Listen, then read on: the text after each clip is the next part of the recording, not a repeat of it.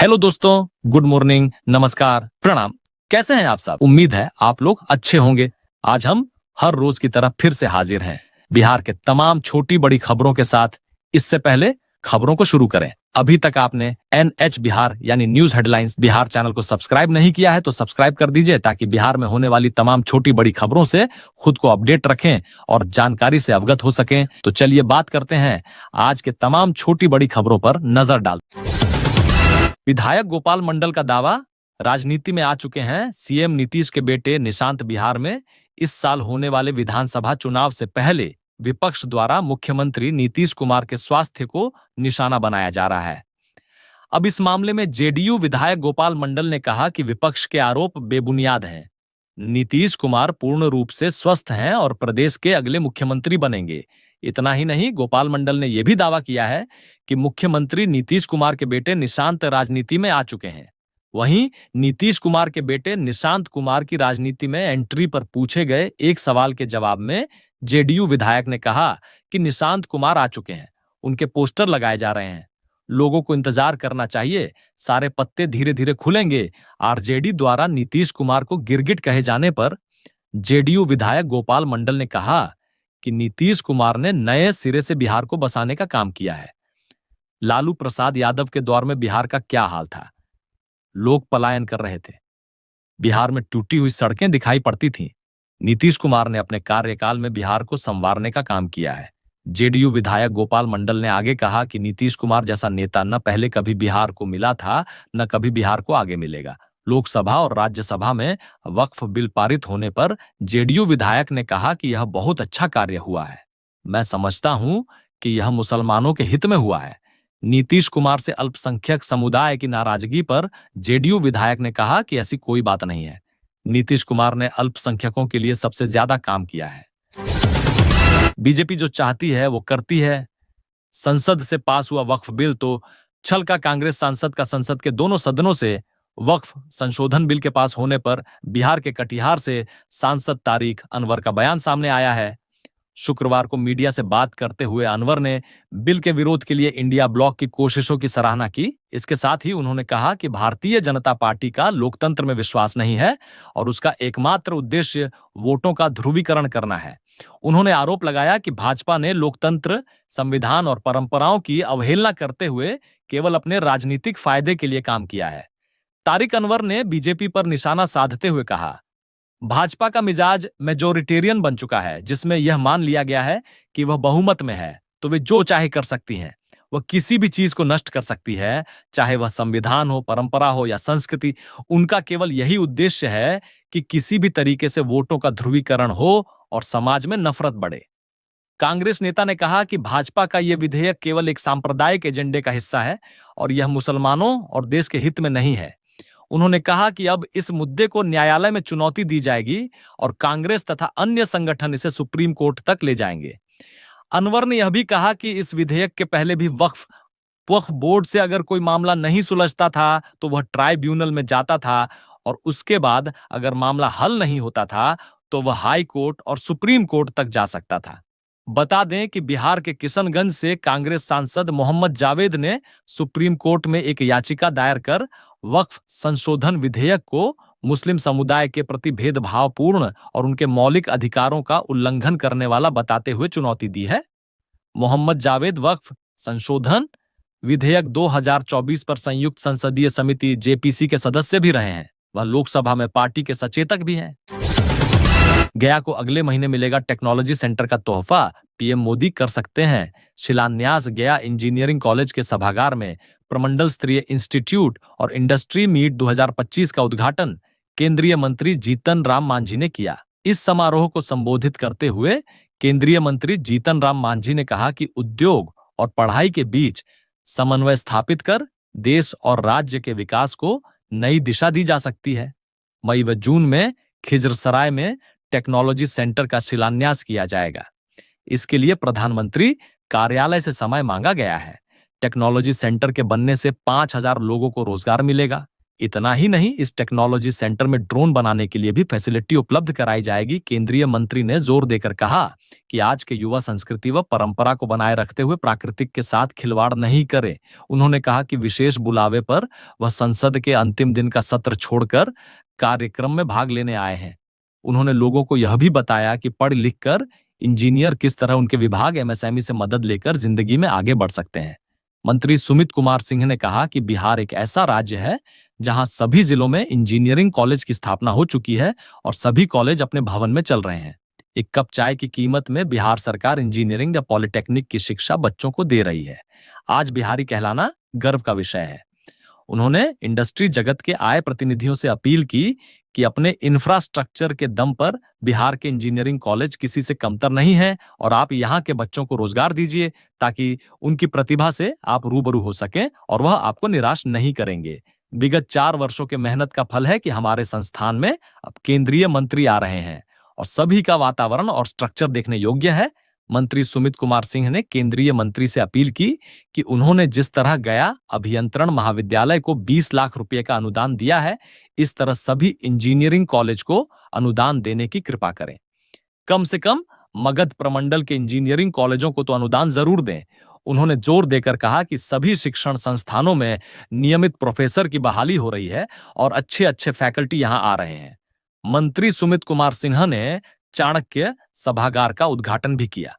कुलपति डॉक्टर सुरेश कांत वर्मा ने कहा कि बिहार अभियंत्रण विश्वविद्यालय द्वारा परीक्षा सत्र को नियमित कर लिया गया है।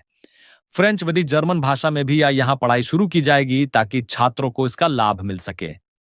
उन्होंने यह भी कहा कि स्थापना के 4 वर्ष के अंदर ही बिहार अभियंत्रण विश्वविद्यालय को बेस्ट इमर्जिंग यूनिवर्सिटी का खिताब मिल चुका है। हमारे बच्चे भी अब बाहर जाकर अच्छे संस्थानों के बच्चों से मुकाबला कर अपना स्थान बनाने में सफल रहते हैं। बिहार के सरकारी स्कूलों का नया टाइम टेबल जारी। अब इतने बजे लगेगी घंटी पटना। बिहार के शिक्षा विभाग ने राज्य के सभी सरकारी स्कूलों के लिए मॉडल टाइम टेबल निर्धारित किया है। इस नए आदेश के मुताबिक 7 अप्रैल 2025 से 1 जून 2025 तक पूरे राज्य के प्रारंभिक और माध्यमिक स्कूलों का संचालन सुबह 6:30 बजे से दोपहर 12:30 बजे तक संचालित किए जाएंगे। माध्यमिक शिक्षा विभाग ने इसको लेकर आदेश जारी किया है। माध्यमिक शिक्षा विभाग की तरफ से जारी नए टाइम टेबल के मुताबिक सभी प्रारंभिक और माध्यमिक स्कूल सुबह 6:30 पर खुल जाएंगे। 6:30 से 7 बजे तक प्रार्थना होगा। इसके बाद सुबह 7 बजे से 7:40 पर पहली कक्षा संचालित की जाएगी। दूसरी घंटी 7:40 से 8:20 तक होगी। तीसरी घंटी 8:20 से 9 बजे तक होगी। इसके बाद 9 बजे से 9:40 तक मध्यांतर एमडीए का होगा। 9:40 से 10:20 तक चौथी घंटी। 10:20 से 11 बजे तक पांचवी घंटी, जबकि छठी 11 बजे से 11:40 और आखिरी घंटी 11:40 से 12:20 तक होगी। वहीं 12:20 से 12:30 यानी 10 मिनट का समय हेडमास्टर के स्तर से शिक्षकों द्वारा पढ़ाए गए विषयों की समीक्षा, अगले दिन के लिए कार्य योजना एवं छात्रों को दिए गए गृह कार्य की समीक्षा एवं जांच के लिए होगी। इसके बाद स्कूलों की छुट्टी कर दी जाएगी। संसद में उठा महाराष्ट्र में हिंदी भाषियों पर हमले का मुद्दा। लोजपा ने मांगी बिहार वालों की सुरक्षा पटना। महाराष्ट्र में हिंदी भाषी लोगों पर हो रहे हमले का मुद्दा संसद में उठा है। केंद्रीय मंत्री चिराग पासवान की लोक जनशक्ति पार्टी रामविलास लोजपा आर ने सरकार से महाराष्ट्र में हिंदी भाषी की सुरक्षा की मांग की।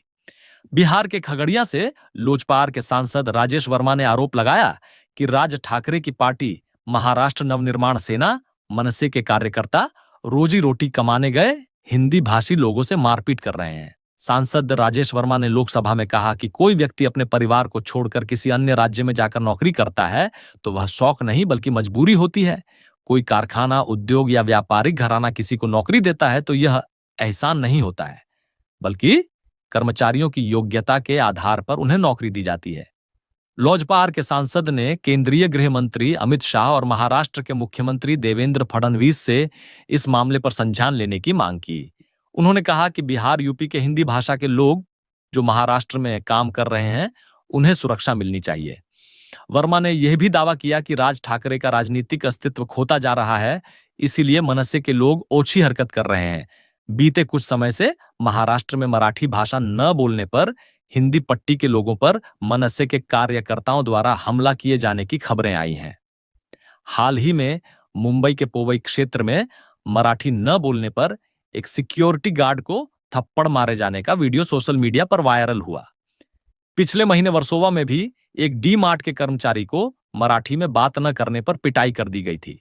राज्य के मुख्यमंत्री देवेंद्र फडणवीस ने बुधवार को इस मुद्दे पर कहा कि महाराष्ट्र में मराठी बोलने के लिए आग्रह करना कोई गलत बात नहीं है। सरकार का भी मानना है कि मराठी का उपयोग ज्यादा से ज्यादा होना चाहिए, लेकिन इसके लिए कोई कानून हाथ में लेता है तो उस पर कार्रवाई होगी।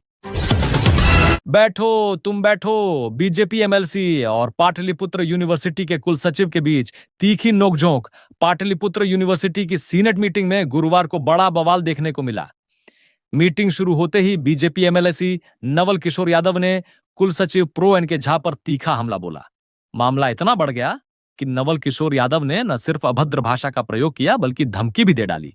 उन्होंने कुलसचिव से कहा, बैठो तुम बैठो, यह पटना यूनिवर्सिटी नहीं है, पहले स्थिति स्पष्ट हो, नहीं तो मीटिंग नहीं चलने देंगे। हालात बिगड़ने पर अन्य सदस्यों ने बीच बचाव कर किसी तरह विवाद को शांत कराया। एमएलसी के व्यवहार से आहत कुलसचिव प्रो एन के झा ने नाराजगी जताते हुए कहा कि ऐसी स्थिति में काम करना मुश्किल हो गया है। उन्होंने कहा, गाली गलौज का वीडियो मेरे पास है, जरूरत पड़ी तो इस्तीफा दे दूंगा। ये विवाद यही नहीं थमा। कुलसचिव प्रो झा पहले भी वाइस चांसलर के खिलाफ आरोप लगा चुके हैं। उन्होंने दावा किया कि 29 मार्च की रात कुलपति के सुरक्षा कर्मियों ने उन्हें धमकाया और उन पर हमला करने की कोशिश की। इस मामले में उन्होंने बहादुरपुर थाने में शिकायत भी दर्ज कराई है। वहीं कुलपति ने डीजीपी को पत्र लिखकर मामले की जांच की मांग की है। उन्होंने पत्र में लिखा कि 29 मार्च को सिंडिकेट की बैठक के बाद कुलसचिव अचानक गायब हो गए थे और उनका मोबाइल भी बंद हो गया था। मैं नहीं हूं, वरना वक्फ बिल पर लालू ने बीजेपी को खूब सुनाया। पटना राज्यसभा में वक्फ संशोधन बिल पास होने को लेकर विपक्ष केंद्र सरकार पर हमलावर है। इधर लालू यादव ने अपने पुराने दिन याद करते हुए बीजेपी पर निशाना साधा। कहा कि अगर वे संसद में होते तो केंद्र सरकार के खिलाफ अकेले ही काफी थे। पुराना वीडियो शेयर किया। लालू यादव ने अपने सोशल मीडिया पर एक पोस्ट शेयर किया है जिसमें वे लोकसभा में बोलते दिख रहे हैं। इस पोस्ट के साथ लालू यादव ने लिखा है कि संघी भाजपाई नादानों, तुम मुसलमानों की जमीनें हड़पना चाहते हो, लेकिन हमने सदा वक्फ की जमीनें बचाने के लिए कड़ा कानून बनाया है और बनवाने में मदद की है। मुझे अफसोस है कि अल्पसंख्यकों, गरीबों, जहां मुसलमानों और संविधान पर चोट करने वाले इस कठिन दौर में संसद में नहीं हूं, अन्यथा अकेला ही काफी था। लालू यादव, राजद सुप्रीमो सदन में नहीं हूं। लालू यादव ने कहा कि सदन में नहीं हूं, तब भी आप लोगों के ख्यालों, ख्वाबों, विचारों और चिंताओं में हूं। यह देखकर अच्छा लगा। अपनी विचारधारा, नीति और सिद्धांतों पर प्रतिबद्धता, अडिगता और स्थिरता ही मेरे जीवन की जमा पूंजी है। वक्फ संशोधन बिल 2010 समर्थन। दरअसल लालू यादव वक्फ संशोधन बिल 2010 के दौरान लोकसभा में भाषण दे रहे थे। वे तत्कालीन कांग्रेस सरकार के समर्थन में बोल रहे हैं। कहते हैं कि सरकार ने जो संशोधन लाया है यह ठीक है, हम लोग इसका समर्थन करते हैं। कानून बहुत कड़ी बनाना चाहिए। मुसलमानों की जमीन हड़पी, मुसलमानों की सारी जमीन हड़प ली गई है। सरकार में काम करने वाले लोगों ने जमीन को बेच दिया है। वह जमीन को खेती बाड़ी के लिए नहीं बल्कि प्राइम लैंड है। लालू यादव कहते हैं कि पटना के डाक बंगला में जितनी जमीन थी सभी पर अपार्टमेंट बन गया है। कड़ा कानून बनाइए। उन्होंने कहा कि आप लोग संशोधन लाएं तो पास कर देते हैं, लेकिन आगे से कड़ाई से कानून बनाइए। इस कानून को संवैधानिक अधिकार दीजिए। कोई वक्फ की जमीन बेचता है तो उस पर कार्रवाई कीजिए। वक्फ संशोधन विधेयक 2025 पास। बता दें कि गुरुवार को राज्यसभा से वक्फ संशोधन विधेयक 2025 पास कर दिया गया है। इसके बाद राष्ट्रपति की मंजूरी के लिए भेजा जाएगा। मंजूरी मिलते ही इस पर कानून बन जाएगा। राज्यसभा में 13 घंटे बहस चलने के बाद इस बिल को पास किया गया। विधेयक के पक्ष में 288 और विरोध में 232 सांसदों ने मतदान किया। कन्हैया को बिहार भेजकर चुनौतियों से घिरी कांग्रेस। तालमेल बिठाने खुद आ रहे राहुल गांधी। बिहार में इस साल के अंत तक बिहार में विधानसभा चुनाव होने हैं। इसको लेकर तमाम पार्टियों ने कमर कसनी शुरू कर दी है। नेताओं के बीच वार पलटवार का दौर जारी है। कांग्रेस आलाकमान ने भी बिहार को साधने का पूरा प्लान तैयार कर लिया है। कांग्रेस ने पहले बिहार के चुनावी मैदान में अकेले उतरने के संकेत दिए थे, लेकिन जल्दी ही साफ कर दिया कि वो महागठबंधन के साथ ही बिहार विधानसभा का चुनाव लड़ेगी। स्पष्ट है, महागठबंधन में आरजेडी के साथ चुनाव लड़ने के लिए कांग्रेस को लालू यादव और तेजस्वी यादव की शर्तें भी माननी होंगी। और शर्तों में सबसे प्रमुख फैक्टर है राहुल गांधी के पसंदीदा नेता कन्हैया कुमार और पूर्णिया से सांसद पप्पू यादव। राजद सुप्रीमो लालू यादव शुरुआत से ही दोनों नेताओं को कांग्रेस में लेने के पक्ष में नहीं रहे हैं, क्योंकि कन्हैया कुमार को लालू यादव तेजस्वी का प्रतियोगी मानते हैं और पप्पू यादव से उनकी जमी नहीं। इसका प्रमाण लोकसभा चुनाव में देखने को मिला था, जब पप्पू यादव को हराने के लिए तेजस्वी यादव पूर्णिया में डेरा डाल दिए थे, लेकिन इसमें वे असफल रहे।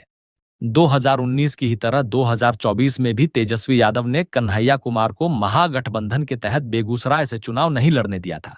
बिहार विधानसभा में लोकसभा चुनाव जैसी चुनौती तो नहीं आने वाली, लेकिन राहुल गांधी के लिए महागठबंधन में कन्हैया कुमार और पप्पू यादव की भूमिका को लेकर लालू यादव और तेजस्वी यादव को राजी करना निश्चित रूप से थोड़ा चुनौतीपूर्ण साबित हो सकता है। इस बात के कयास लगाए जा रहे हैं कि इन सब की शुरुआत राहुल गांधी के बिहार दौरे से ही होने वाली है। दरअसल 7 अप्रैल को राहुल गांधी बिहार दौरे पर आने वाले हैं। कन्हैया को लेकर कांग्रेस का क्या प्लान है, ये तो पार्टी के आलाकमान ने अभी स्पष्ट नहीं किया है, लेकिन यह साफ है कि पप्पू यादव को विधानसभा चुनाव नहीं लड़ना है। कन्हैया अब तक 2 बार लोकसभा का चुनाव लड़ चुके हैं। 2024 में कांग्रेस ने कन्हैया को बीजेपी के मनोज तिवारी के खिलाफ चुनावी मैदान में उतारा था, लेकिन इस बार भी उन्हें मुंह की खानी पड़ी थी। इस बात के कयास लगाए जा रहे हैं कि बिहार में कन्हैया की भूमिका कैंपेन तक ही सीमित लगती है, वरना आरजेडी और कांग्रेस में समझौते का सवाल ही पैदा नहीं होता। वैसे इन सब के बावजूद कांग्रेस की तरफ से तेजस्वी यादव को अपने गठबंधन का नेता मंजूर न किया जाना कयासों के लिए जगह तो छोड़ ही रहा है। बिहार कांग्रेस प्रभारी कृष्णा अल्लावरू ने कार्यकर्ताओं से कहा है, अभी हम चुनाव और जनता के मुद्दों पर फोकस कर रहे हैं। अब महागठबंधन में अभी सीटों को लेकर कोई चर्चा नहीं हुई है। बातचीत होगी तो आप लोगों को जानकारी दी जाएगी। बता दें, चुनाव कैंपेन में भी कन्हैया कुमार और पप्पू यादव की भूमिका तय करते वक्त कांग्रेस को यह ध्यान रखना होगा कि उस दौरान तेजस्वी यादव से टकराव की नौबत न आए। राहुल गांधी के लिए बिहार में यही सबसे बड़ा चैलेंज साबित होने वाला है। 32,688 हेडमास्टरों को जिलों का आवंटन कर दिया है। इसको लेकर गुरुवार को आधिकारिक आदेश जारी किया गया। शिक्षा विभाग की तरफ से यह आवंटन सॉफ्टवेयर के माध्यम से किया गया है। अब प्रधान शिक्षकों को अपने आवंटित जिले के भीतर 3-3 प्रखंडों के विकल्प देने होंगे। इसके बाद उन्हें स्कूलों का आवंटन किया जाएगा। यह प्रक्रिया 5 से 12 अप्रैल के बीच ऑनलाइन पूरी की जाएगी। आधिकारिक जानकारी के अनुसार आयोग की परीक्षा में सफल अभ्यर्थियों के पहले, दूसरे और तीसरे विकल्पों और जिलावार रिक्तियों के आधार पर जिलों का आवंटन किया गया है। हालांकि 2,645 हेडमास्टर अभ्यर्थियों को अभी जिले आवंटित नहीं किए गए हैं। उन्हें उपलब्ध रिक्तियों के अनुसार 3-3 जिलों के विकल्प देने का अवसर अलग से दिया जाएगा। आयोग ने कुल 36,947 सफल अभ्यर्थियों को रिकमेंड किया था, लेकिन काउंसलिंग के दौरान 35,343 के दस्तावेज सही पाए गए। शिक्षा विभाग के आदेश के अनुसार 3-3 प्रखंडों के विकल्प देने की प्रक्रिया पूरी होने के बाद 12 अप्रैल के बाद प्रधान शिक्षकों को स्कूल आवंटित किए जाएंगे। बीपीएसएससी की तरफ से तीसरे चरण में चयनित शिक्षक अभ्यर्थियों और प्रधान शिक्षकों से 3-3 प्रखंडों का विकल्प मांगा गया है। शिक्षा विभाग की तरफ से विकसित सॉफ्टवेयर पर 5 से 12 अप्रैल के बीच अभ्यर्थियों को विकल्प देना है। इसी समय सीमा में प्रधान शिक्षक ई शिक्षा कोष पोर्टल पर विकल्प देंगे। इन शिक्षकों को विद्यालय आवंटन करने के लिए प्रखंडों का विकल्प मांगा गया है। शिक्षा विभाग ने शिक्षकों से विकल्प लेने के लिए जिला शिक्षा पदाधिकारियों को पत्र लिखा है। विभाग ने डीओ को लिखे पत्र में कहा है कि काउंसलिंग में सफल प्राथमिक से लेकर उच्च माध्यमिक विद्यालय के चयनित अभ्यर्थियों को ही 3 प्रखंडों का विकल्प देना है। विभाग ने यह भी साफ किया है कि 5 से 12 अप्रैल के बीच जो शिक्षक विकल्प नहीं देंगे, उनके विद्यालय का आवंटन विभाग के स्तर पर उपलब्ध रिक्ति को देखते हुए कर दिया जाएगा। वक्फ बिल पास होते ही जेडीयू में बढ़ी नाराजगी, 4 मुस्लिम नेताओं के इस्तीफे से गरमाई बिहार की सियासत। बिहार की राजनीति में वक्फ बिल संशोधन पर जेडीयू के समर्थन के बाद घमासान मच गया है। मुख्यमंत्री नीतीश कुमार की पार्टी में इस फैसले को लेकर असंतोष की लहर दौड़ गई है। नाराजगी इस कदर बढ़ गई कि अल्पसंख्यक प्रकोष्ठ के 4 नेताओं ने पार्टी से इस्तीफा दे दिया है। वक्फ बिल पर समर्थन देने से नाराज होकर जेडीयू के अल्पसंख्यक प्रकोष्ठ के प्रदेश सचिव मोहम्मद शाहनवाज मलिक प्रदेश महासचिव सी मोहम्मद। तबरेज सिद्दीकी अलीग, भोजपुर के पार्टी सदस्य मो दिलशान राइन और पूर्व प्रत्याशी मोहम्मद कासिम अंसारी ने पार्टी से नाता तोड़ लिया। इन नेताओं ने आरोप लगाया कि जेडीयू ने मुस्लिम समुदाय का भरोसा तोड़ा है और यह कदम सेक्युलर छवि के खिलाफ है। जेडीयू ने इन इस्तीफों को कोई खास तवज्जो नहीं दी और कहा कि इन नेताओं का पार्टी से कोई आधिकारिक संबंध नहीं है। जदयू की जिला अध्यक्ष मंजू देवी ने स्पष्ट किया कि कासिम अंसारी पहले ही पार्टी से निष्कासित हो चुके हैं और वे जेडीयू के सदस्य नहीं हैं। साथ ही यह भी कहा गया कि उन्होंने कभी जेडीयू की टिकट पर चुनाव नहीं लड़ा। इस मुद्दे पर पूर्व एमएलसी मौलाना गुलाम रसूल बलियावी और जेडीयू एमएलसी गुलाम गौस ने भी विरोध दर्ज किया है। उन्होंने कहा कि इस बिल के जरिए वक्फ बोर्ड की जमीन छीनने की कोशिश की जा रही है, जिससे मुस्लिम समुदाय की भलाई के लिए चल रही योजनाएं प्रभावित होंगी।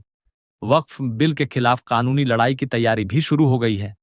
इदारा शरिया के अध्यक्ष और पूर्व एमएलसी मौलाना गुलाम रसूल बलियावी ने कहा कि देश भर के हाई कोर्ट में इस मुद्दे पर लीगल सेल की बैठक होगी और इस फैसले को चुनौती दी जाएगी।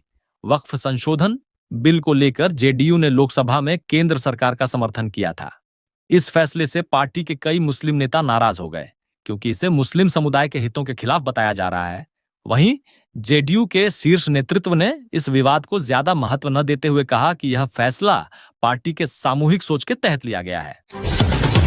रेलवे स्टेशन के बाद अब एयरपोर्ट पर भी मैथिली में उद्घोषणा।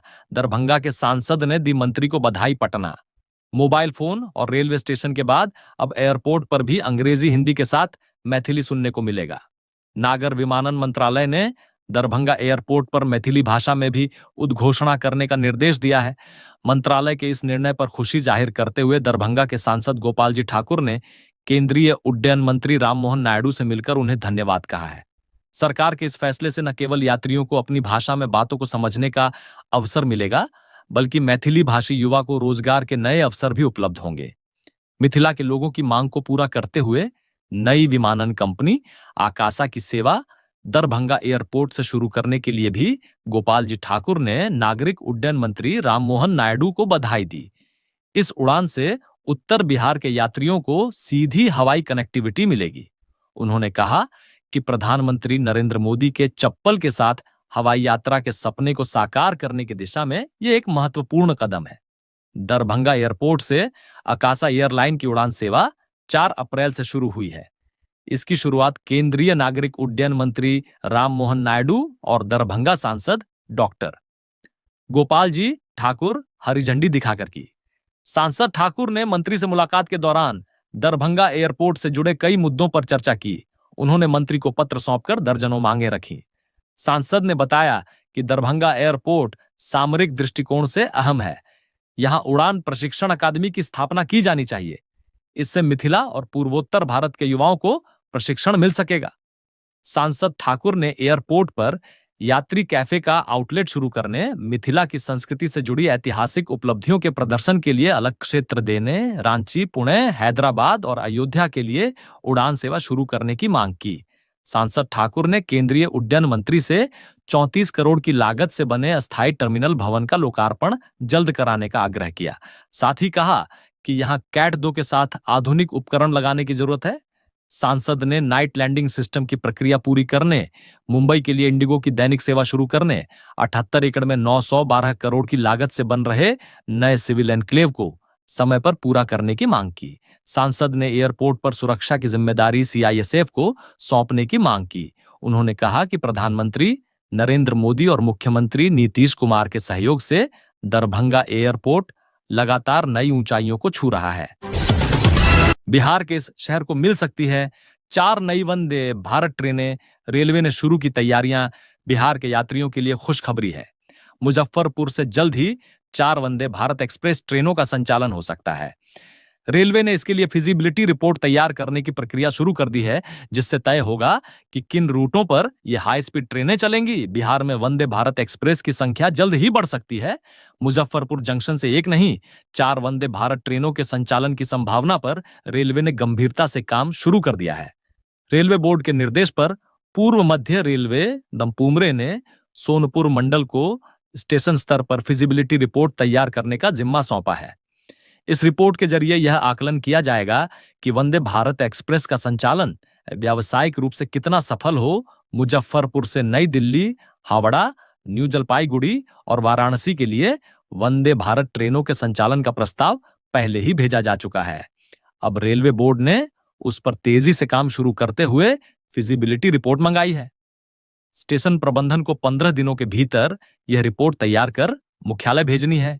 स्टेशन के वाणिज्य और ऑपरेटिंग विभाग के अधिकारी यात्रियों से राय लेकर आंकड़े जुटा रहे हैं। यह रिपोर्ट गोपनीय रूप से तैयार की जाएगी ताकि निष्पक्षता बनी रहे। इसमें देखा जाएगा कि कितनी मांग है, किन रूटों पर ज्यादा यात्री हैं और इन ट्रेनों के संचालन से अन्य ट्रेनों पर क्या असर पड़ेगा। फिजिबिलिटी रिपोर्ट एक अध्ययन है जो यह निर्धारित करने के लिए किया जाता है कि कोई प्रस्तावित परियोजना व्यावहारिक है या नहीं। इस रिपोर्ट में पहलुओं जैसे तकनीकी, आर्थिक, कानूनी और समयबद्धता आदि का विश्लेषण किया जाता है। इससे तय होता है कि परियोजना सफल होगी या नहीं। अगर यह रिपोर्ट सकारात्मक रही तो बिहार को हाई स्पीड वंदे भारत ट्रेनों की सौगात जल्द मिल सकती है।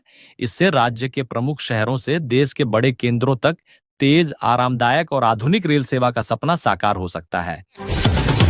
इस जिले को एक और बड़ी सौगात, लोगों का सपना पूरा बनने जा रही सड़क बिहार के लोगों के लिए एक और खुशखबरी है।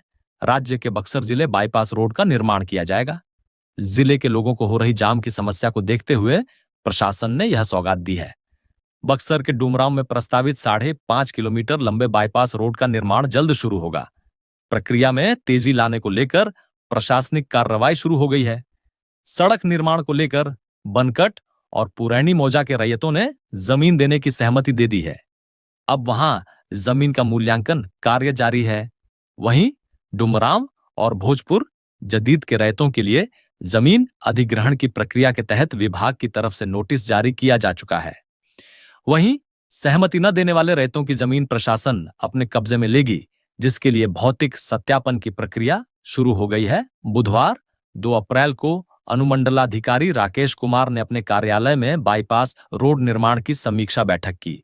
इस मीटिंग में NH 120 या पथ प्रमंडल के कार्यकारी अभियंता आर्य, भू अर्जन पदाधिकारी विनीत कुमार और प्रशिक्षु उप समाहर्ता अमित कुमार शामिल थे। बैठक में बाईपास रोड निर्माण प्रक्रिया की प्रगति पर चर्चा हुई।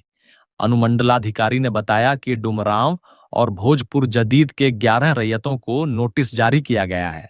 इसके साथ ही अंचलाधिकारी और उनके अधीनस्थों को रैयतों से संपर्क करने के भी निर्देश दिए गए हैं। भू अर्जन पदाधिकारी विनीत कुमार ने बताया कि विभाग की तरफ से जमीन अधिग्रहण को लेकर नोटिस जारी करने के बावजूद कुछ रैयत कागजात जमा नहीं कर रहे हैं। ऐसी स्थिति में चिह्नित जमीन को प्रशासन अपने कब्जे में लेगी, जिसकी प्रक्रिया शुरू हो चुकी है।